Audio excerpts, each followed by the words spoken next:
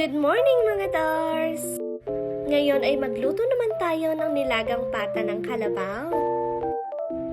Una ay pakahugasan muna natin ito bago ito isalang. 2 kilo nga pala yung nabili ko. Lagyan lamang siya ng sapat na tubig at lagyan din ng asin. At habang hinihintay natin kumulo ito ay i-ready naman natin ang mga gulay. Pakuluin lamang siya ng 2 oras at pagkatapos ay ilagay na ang sibuyas, pamintang buo, at dahon ng sibuyas. Pagkatapos ay ilagay naman natin ang patatas.